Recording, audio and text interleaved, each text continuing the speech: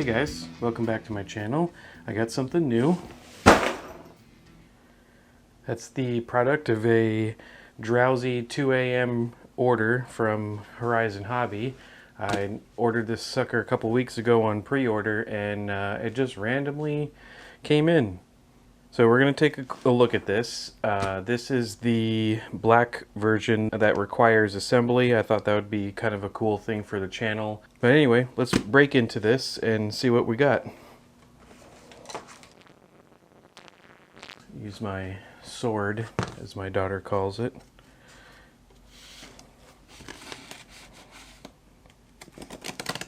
I think, if my assumption is correct, that this model, maybe they come out with another one, but I think this is going to stay in that sub $150 range. So I think this is going to be, in my opinion, one of the new budget kings for ARRMA. And I think, if I'm not mistaken, that if you buy one of the RTR kits that don't have the batteries, I think this model will end up being the cheapest ARRMA you can buy.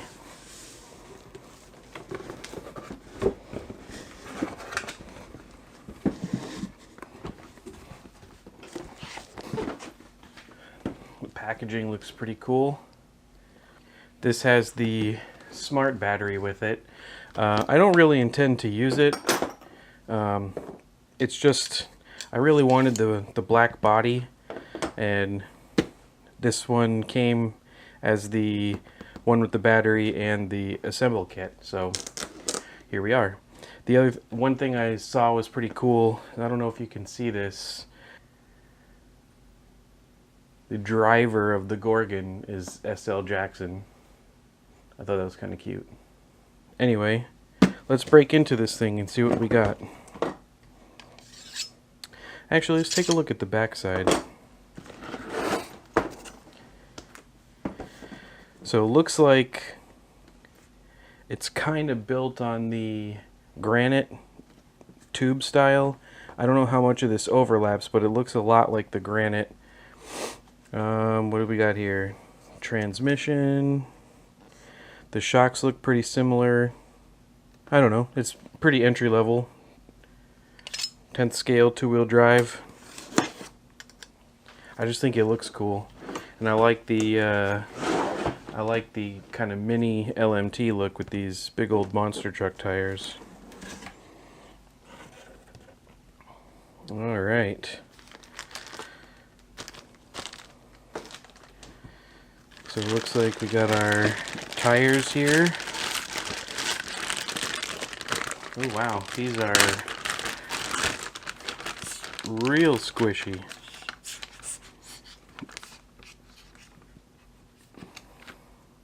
They're vented. I don't feel any foam in them. They got a little beadlock pattern on them. Looks kind of cute. Let's see what else.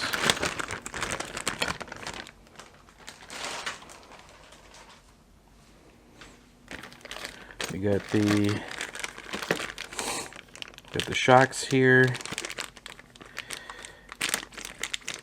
These feel identical to the plastic ones in the Big Rock.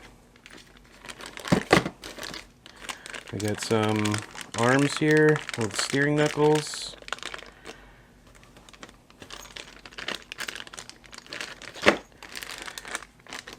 Oh, look. Came with batteries and some tools. So far, I'm pretty impressed with the kit. It looks like, you know, if you're in this with your kid, this seems like a pretty good way to waste a Sunday afternoon. Got the chassis right here.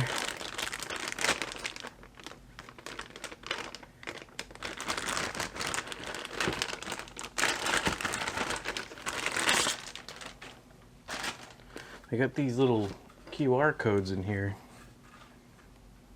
You see that? Try the B cam. No, you can't really see it.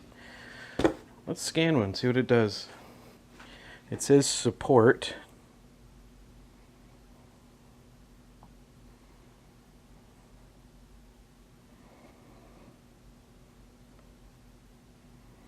Interesting. We can't find the page you're looking for. Let's try again. Yeah, interesting. I wonder if that's going to point to maybe a manual or something like that. Feels like similar plastic. It feels rigid, but it kind of gives way when you squeeze it. If you have seen my channel before, some of the videos I made early on were about the ARRMA GRANITE VOLATGE, and it has a very similar style chassis to this. I really like that truck. That's one of my favorite trucks for beginners, tied with the Big Rock at the moment. Maybe this one dethrones it a little bit. I think the look is definitely better. The styling of the Gorgon is definitely better than a generic monster truck. But you know, that stuff's kind of subjective. Let's see. I really want to get to this body. Look at this real quick. So this is hands down much cleaner than the Voltage. You know, in terms of a budget package, I'm super impressed with how this is put together. ARRMA is really kind of knocking it out of the park. I don't really want to be a fanboy of ARRMA or Red Cat, really, but for some reason, those are the ones that I just keep going to buy. I keep going to buy ARRMAs and Red Cats. I do have a Corrali, and it is one of the best vehicles I have. It's super fast, super durable, but you know, every time I look for something new, I start with an ARRMA or a Red Cat. So, alright, without reading any instructions, I'm assuming what's happening here is all the bags are labeled. I'm assuming we go in order. This one was number 1. We got number 2 here. This looks pretty good.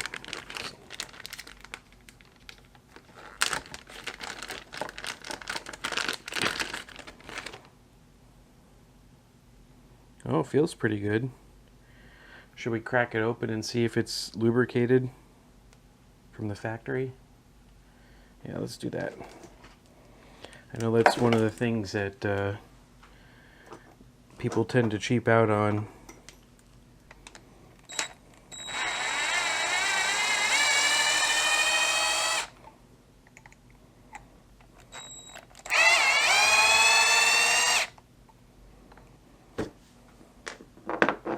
I'm really kind of excited for ARRMA to have a new Budget King. Oh wow, look at that. It's definitely got lubrication.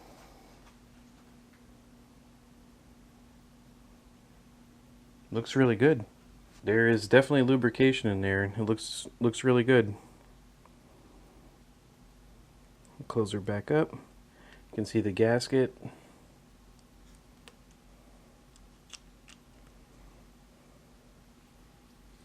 Nice piece. I'm very impressed with that. Okay, that's back together. So it is lubricated. Very good. This was number 2. So let's just assume that number 2 goes here. There's a daub of grease. I don't know if you can see it. Yeah, you can kind of see it reflecting. There's a little daub of grease on the gear in there. I suppose we should have started with manual. But let's see.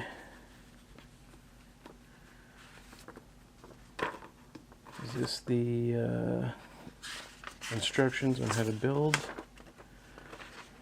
kind of. Oh, this is nice. It looks like maybe a little bit of a maintenance guide. It's nice to see this for sure.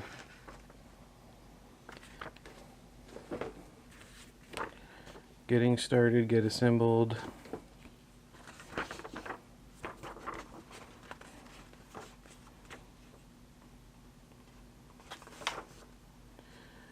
Okay. We'll follow along with this. So let's take a look and see what the recommended position is between what side the race goes on, or what side this goes on. I don't know if it matters, but we'll take a look. So if we're looking at this upside down, and we are looking at it incorrectly, bag 2, the bag contains contents per the image, so it looks like they're holding it this way.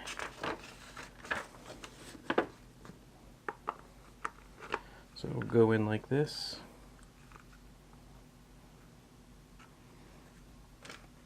It's going to fall out though.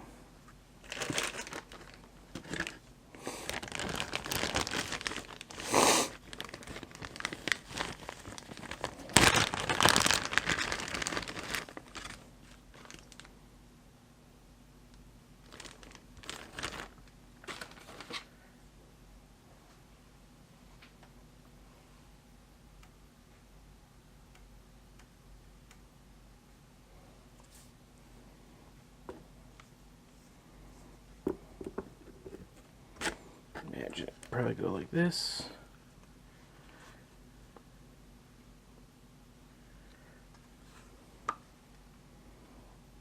Yeah, left rear. Okay.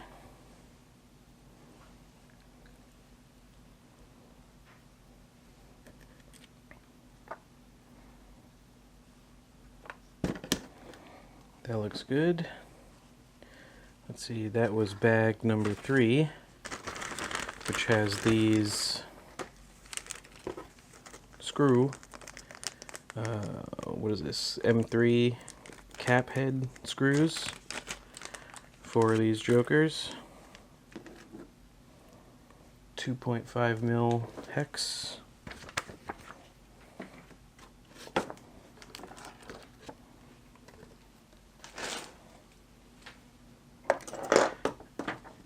That I do have my T-handle for. I guess one of the good things about an assembly kit is kind of forces you to do one of the critical steps in any new RC, which is going over the wear points and checking for lubrication and making sure all the screws are tight. That one's pretty loose. I don't know if that one's in there. I'll tell you what, man, these screws are long. Something's not right. They're not really setting correctly. Before we make a real big mess, I'm going to move this box, go get my other drill, and we'll come back in a second. Okay, so the problem I'm having is there's a groove in the chassis where this rib has to fit in, and it's not quite fitting in there. I'm going to play around with this and we'll double check it when I come back. I don't want to struggle too much in front of you guys. Okay, I got it. So essentially the crux of the issue for me is that in the case right here there's a little bit of a split. Maybe you can see it better that way. So I had to pinch the case together to get the two pieces to drop into each other. So I had to pinch this while pushing this down. But it does go in. I don't want to go too crazy with the drill. So, you know, plastic doesn't hold that well, the plastic threads. As a matter of fact, I think this one might be stripped already. It's holding, but it's not as tight as the others. Bag number 4.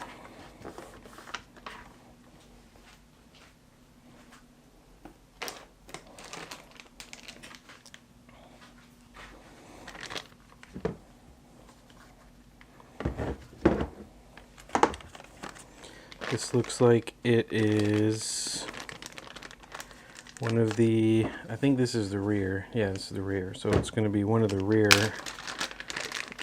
arms. Or actually, that's kind of cool. It's the whole assembly. You get the slipper shafts. I like this. Okay.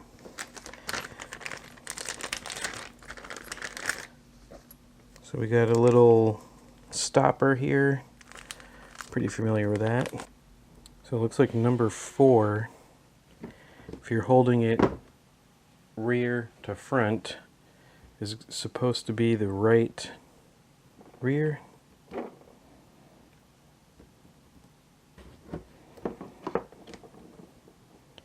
So the little angle, I don't know if you can make it out. There's a little angle in an ARRMA logo. Looks like it's going to be facing backwards.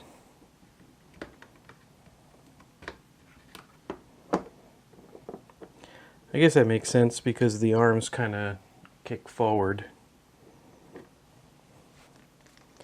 Then we got a hinge pin.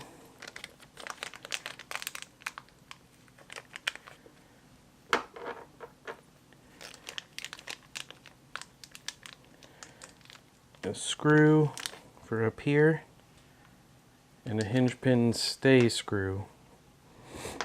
So the long screw goes into the top part of the arm. I'll show you on B cam. So the long screw goes into here through the pillow ball.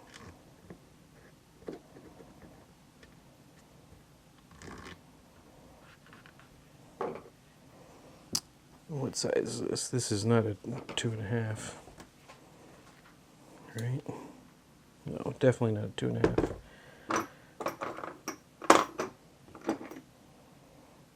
Probably a 2.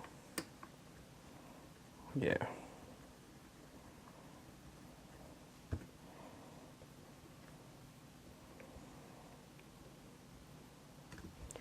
Then the hinge pin goes in the bottom. There's a hole on the arm, right? So the hinge pin will go through here,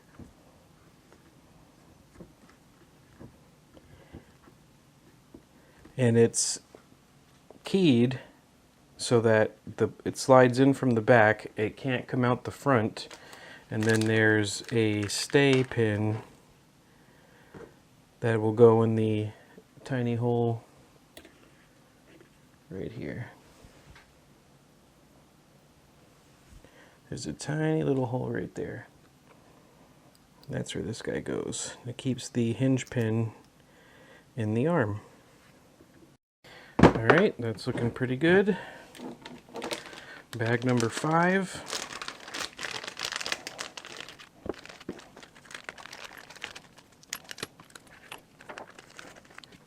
So we'll slip the shaft on, and we will put the longer screw up top here.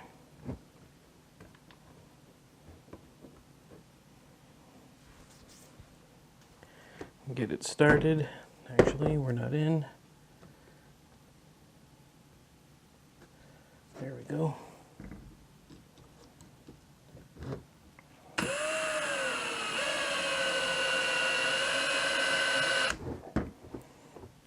We'll finish that in a second. We put the hinge pin in from the back. Slide her into place. And put the little keeper in. Alright. And just to be sure, I'm going to check these.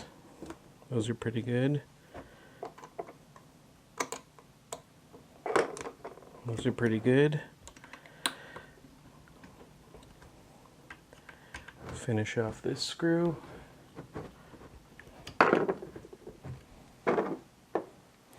So here's the thing. I don't know if you'll be able to see it or not, but this is kind of what I'm talking about. I don't know if you can see the case. It's kind of split. I think the pieces, when they go together, I think it'll kind of help that a little bit, but I don't know. Might make putting it together a little more difficult than it has to be. All right. That was 4 and 5. 6. Looks like it's the motor first, and then the gears. Okay, so I'm looking this over, and the instructions are actually pretty good here. It shows the orientation of the motor, and that's kind of obvious. But what's pretty neat here is it also on this side shows you the parts where you need to put some thread locker. I wonder if in the materials kit, if it came with any. There's a another bag that came with it that has batteries and some tools. I wouldn't be surprised if there's a little bit of thread locker. Oh no, just the charger. We don't really care about that. Anyway, I just thought I'd point that out. It's pretty good. It's got some good information in here, and also inside the kit that comes with it is the technical pack. It kind of goes into a little bit more detail than it does here.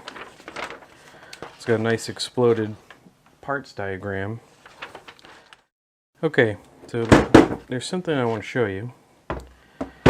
If you've never done one of these before, there's inside the motor housing, there's a couple of threads. See if you can see it. So those threads right there, see them? The 1, 2, and 3. They line up with these adjustment holes right here so that you can clock the motor into a position where you get a good gear lash with the slipper clutch. That's kind of important because it's a wear component, and what we're going to do is use these larger fatheads screws. They're going to screw through these slotted holes into the motor casing,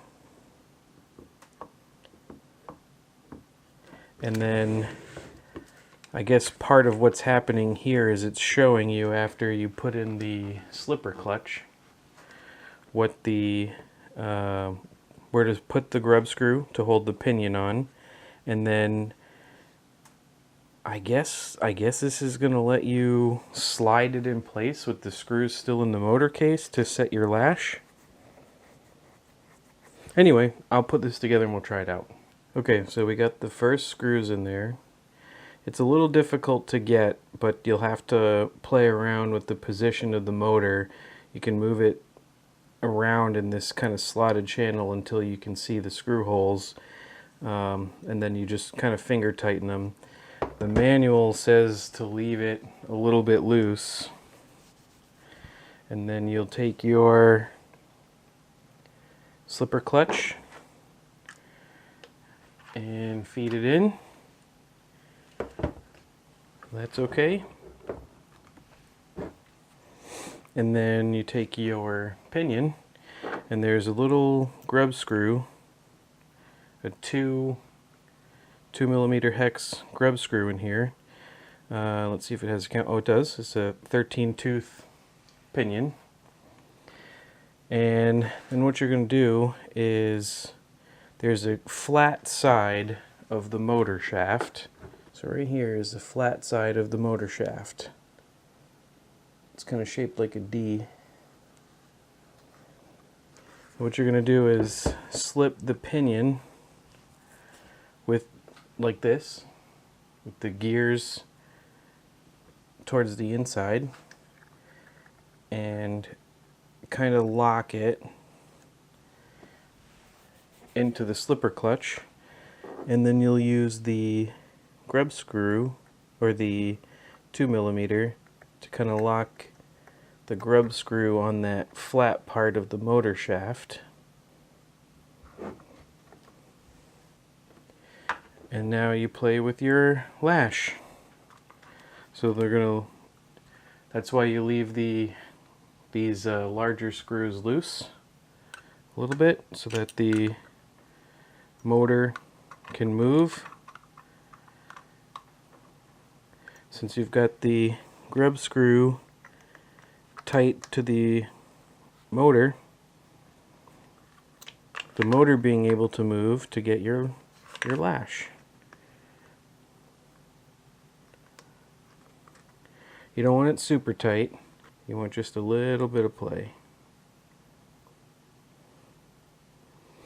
They got a picture here. I'm not sure I understand really what it's saying. It's saying this is obviously too loose. This is obviously too tight. But this isn't a very good depiction. Also, I misspoke a little bit. The thread locker here is the metal on metal type, not the plastic type. So I don't have that anymore either, so it's not a big deal, but keep that in mind. Yeah, there you go. That's cute. Looks good. Alright. That is bag 6. The motor and slipper clutch are in. We'll move on to bag 7. Bag 7. It's in with the transmitter.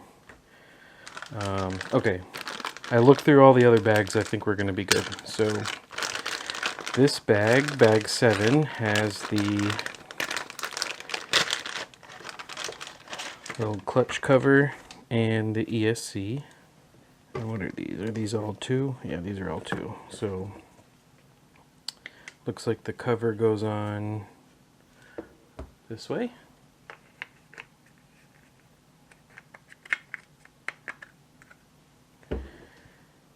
And where does the ESC go?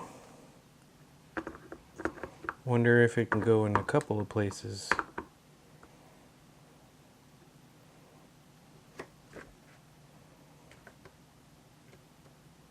Looks like it shows it on the picture and the hole's closer.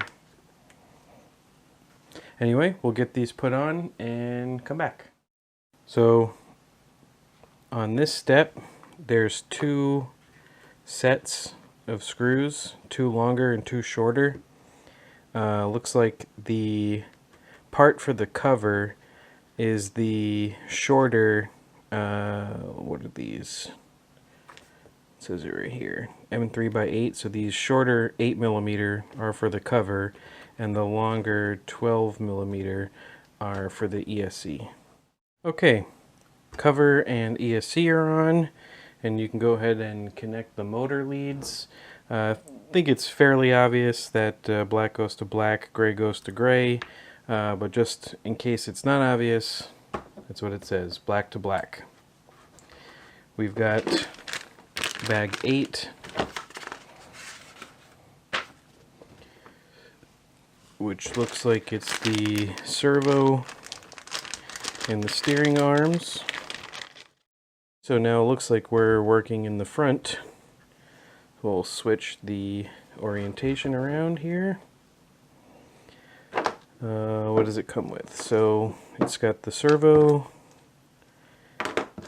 steering arms, and it looks like it's got 4 M3 12mm with these little washer spacer things. The servo looks like it has a very unique position similar to the ARRMA Voltage. Can be a challenge on that truck. Okay, I'm going to test fit this, make sure everything looks good. Okay, so a couple notes real quick. The bag has 5 screws in it. The 4 12 millimeters go to the servo, or to the mounting of the servo. What I found, it's easier to put the screw and the washer together outside and then drop all of them in together. You'll see what I'm talking about. Just without putting the servo in first, put all the washers on the screws, then the screws into the servo, and then drop the whole thing in, and then do your tightening. And the 5th screw looks like it's going to be the screw for this hole. Let me get this tightened down, and I'll show you what it looks like when everything's back together. Okay, so we got the servo in. There's a couple of notes. So it looks like putting the screws on with the washers outside, with the servo outside, then feeding it in is definitely the way to go. But there's something kind of cool here. There's these little cutouts in the chassis. I'll show you on B-cam. So what you're going to want to do is keep the lead out, drop it in there, pull the cable in through here, and then back out the other hole. And there's a little hook right here that'll let you connect this the correct way. The picture shows with the gray wire out of the left side over here. There's still a lot of slack in this, so what I'm probably going to do is get this connected, and then inside the body I'll probably pull the slack through and then kind of tuck it over here. As far as the steering arms, what I found was easiest is to flip it upside down and feed the arm in. It'll be a little difficult to see, but if you feed the arm in with the knuckle kind of looking like this, you'll see where it has to go. But it slides over the top of the servo saver here, and then you put your 10 millimeter or M3x10 onto it, and then just screw it down. There's enough recess in this hole here to put your screwdriver flat, and then I think we're off to the races. I'm gonna get this kind of tucked away, well, at least pulled through, and then we'll clean it up a little bit later. But I'm gonna get rid of this slack, and then we'll move on to bag 9. Okay, so bag 9 looks like it's the front bumper, bulkhead cover, the hinge pins, and the front arms. So if the vehicle is oriented with the motor and rear wheels to the front, the right arm is on this side, the left arm is on this side. And it looks like what we're going to do is, with these tilt up, we're going to go through the bulkhead like this, in through the arms. Then we'll put the 2 screws in here, put the bumper cover on, and then the 4 screws into the bottom. These are on the bottom side, so they slip into the bottom, and then you kind of angle them up a little bit. You slide your hinge pin in till it bottoms out. Then we're going to take the bulkhead cover, and this is what I was talking about earlier. If yours is like mine, you might have to pinch the case a little bit to get them to fit.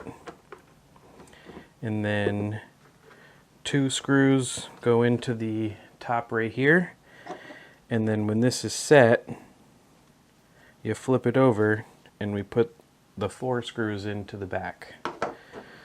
So you see the bulkhead cover right here, see right there. The 2 pins are there. The 2 screws will lock it in. And then on the bottom side, you'll put your 4 screws in here, and this will slip over the bulkhead cover. Let's get everything screwed in, and then we'll move on to bag 10. Okay, 10 and 11 look like they're the right and left upper arms that contain the top arm and the steering knuckle.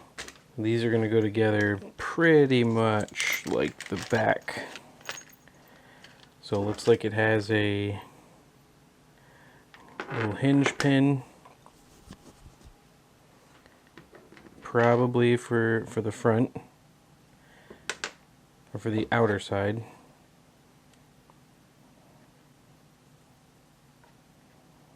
Yep, okay.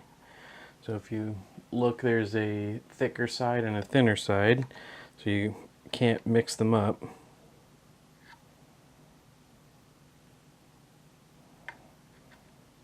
There's an arrow that points forward. This probably goes through here. Alright, we got that started.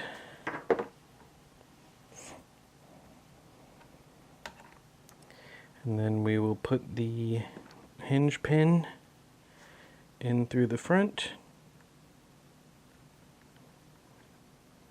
Catch the steering block.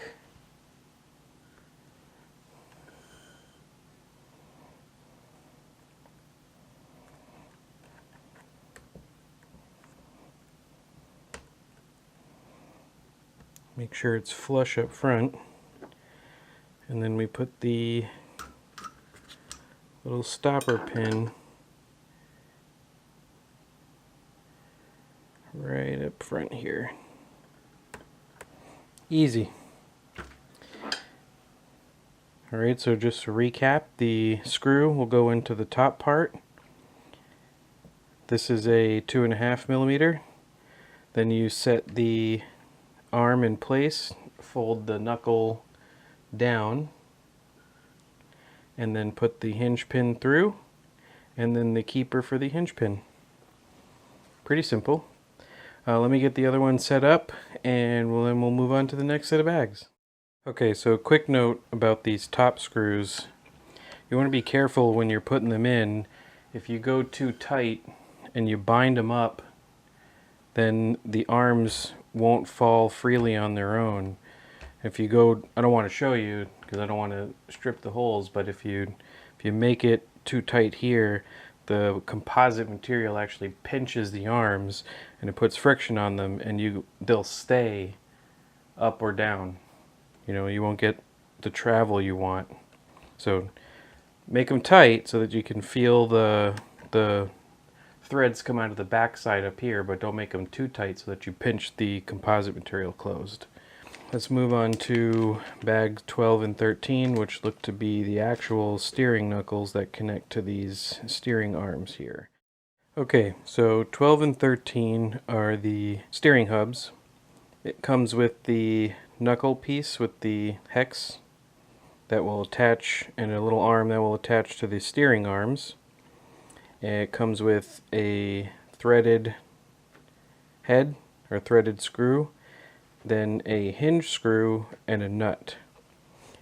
The pictures are kind of confusing, but if you're holding your model like this with the rear and the motor and the front, the hinge screw is going to go into the top hole and hold the hub into the arms.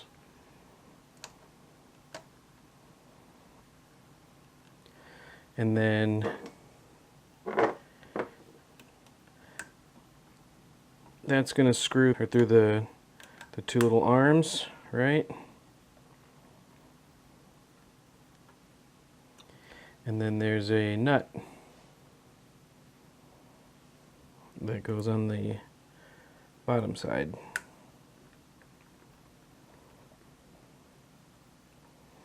Then you will take your screw, connect your steering arm, and your screw should go through the arm and the top of the pillow mounts. Alright, that's looking pretty good. We'll secure the nut on the bottom. I'll do the other side, and then we will move on to the next set of bags. Okay, so 14 looks like it's the front shock tower. So it comes with the shock tower itself and the 4 M3x12 screws. There's a little recess here. Let's see if it'll focus. Yeah, there you go. So these little recesses here and right here, they look kind of like little orienting pins. They slip in, and it looks like you'll have 2 screws in the back and 2 screws in the front.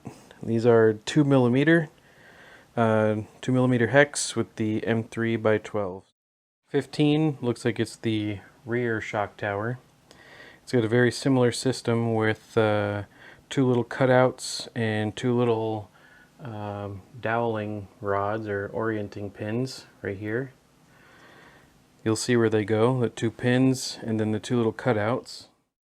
So this will just sit in like this. And again, I gotta squeeze my case closed a little bit. I don't know if you can see it, but there's a gap in there that makes these pieces not quite want to fit in. There it goes. And then there's 2 screws up top and 2 screws in the front, right here and right here.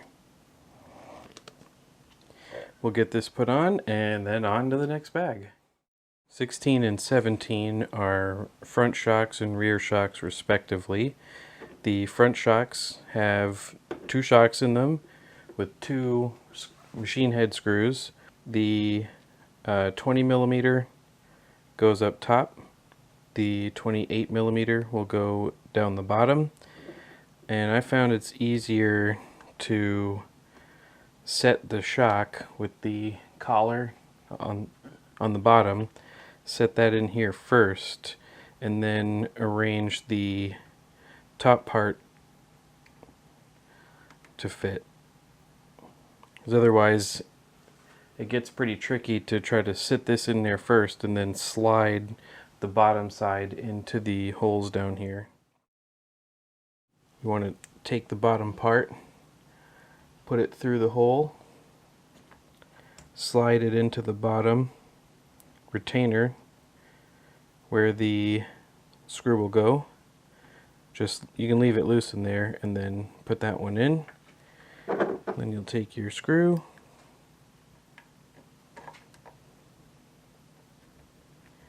just get her started a little bit. 20mm up top, 28mm on the bottom, and there you go. You're off to the races. Alright, 17 is the rear shocks. This one's a little different than the front in that it doesn't actually go into the arm. It's going to bolt to the back, and it has some washers. So what you're going to do is take your 20mm longer one is going to go up top in the shock tower, and the 16mm with the washer is going to go through the bottom. So you're going to take your 16 here. We're going to get that started here in the bottom.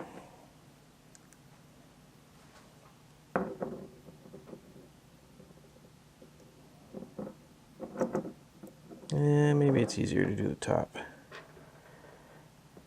You want to put the guard forward also. Get her started, and then we'll try the bottom. Alright, that's basically it. I'll get this other one put on, and then we'll move on to the next bag. 18 looks like a bit of front bumper, some bulkhead stuff. Maybe it's front and rear bumper? Yeah, that's what it is. It's front and rear bumper. So So the front bumper looks like it's just going to clamp into here. It'll fit this way. And then there's some screws that'll go down into the top. And there's a long hinge screw that will go through once this is in. Okay, and then one of the hinge pins will go through the side over here.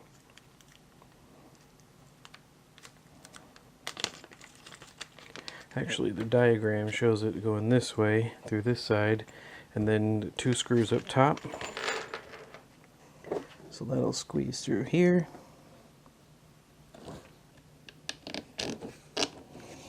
There we go.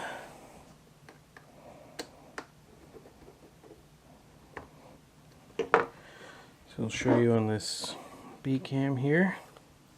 So there's where the little cross part here meets. There's a little hole. You put the hinge screw in there, squeeze it through, and then 2 of these little guys up top.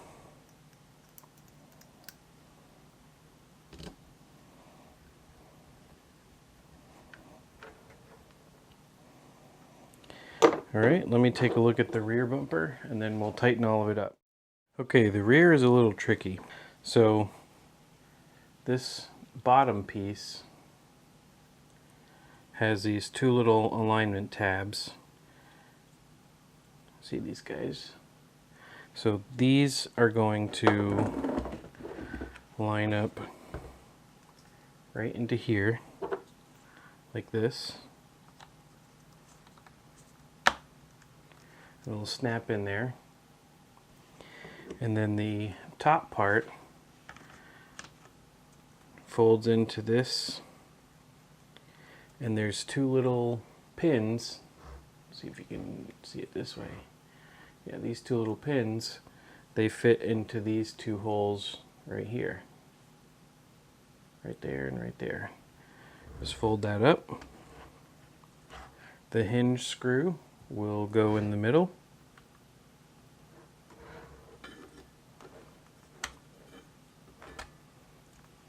Right? And then there's 4 screws. 2 go into the, see if I can show you. They go into the side of the first piece. So there's 1 here, 1 here, and then the other 2, it's difficult to see, but if you've ever used one of these bumpers before, you kind of understand it. You're gonna slide it through these holes, and then there's your driver will fit all the way through, and there's 2 screws that are going to go into here. So you got the 2 in the original piece, or the first piece, this one and this one, your hinge pin, and then 2 through the front holes here. They're real difficult to see, but they're inside there. Okay, 19 is the fun part. So we're going to put some tires on this bad boy. And just for shits and giggles, I'm going to use the tool that comes with it. So the diagram shows the tires with the rear this way. So the treads going forward like this. I'm sure everyone has put a set of wheel hexes on. I don't think I need to go into too much detail.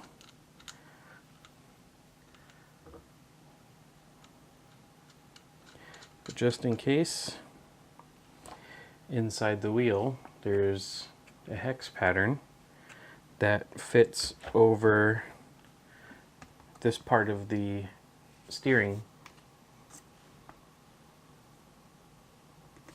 Right there. This little hex piece. So that hex fits on top of that, and then you put a nut over it. And the kit came with a screwdriver for that nut size. This is another one where you don't want to go too tight. You can affect the rolling resistance.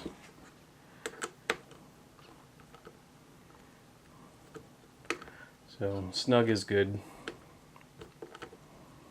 They may come loose on you. It happens. Happens a lot on my Corrali. Really like the look of these tires. Give me very like classic Bigfoot vibes.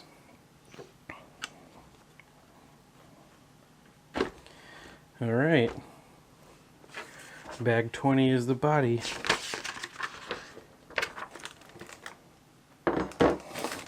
It's got a really cool system here. Looks like these little pegs fit into these bigger holes. I don't really see where it clamps, but we'll worry about that later.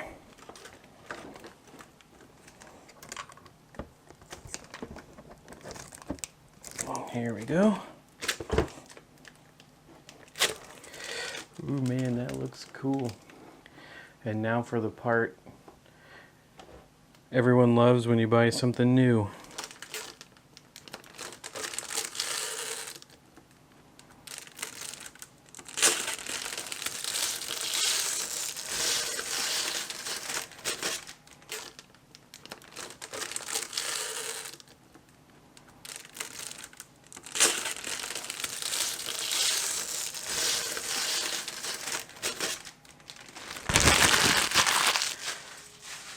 Nice.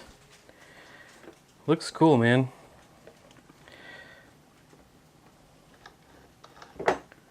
I'm very impressed with the package.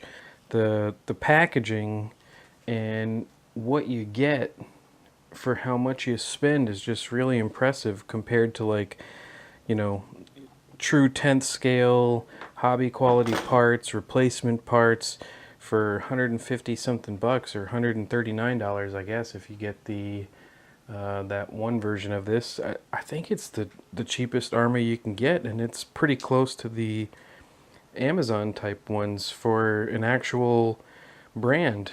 I don't know if this is co-branded with anything else, or if it's you know, an original ARRMA design, but man, I like this. I think this is gonna look, this looks really cool, and I think it's gonna perform pretty well, because, you know, the Voltage did, and this looks a lot like the Voltage. Thanks for hanging out with me while we build this. I hope you kind of enjoyed it. I would say if you're in this hobby and you have a kid, or you know, you're new to it and you want to learn the anatomy, this is definitely a pretty good way to go. I've wanted to do a build kit for a while, and this just, you know, happened to be the body I liked, so you know, kind of came together. Don't be afraid, it's super easy. All you need is a couple hand tools. Anyway, we'll get it charged up. Let's go for a rip.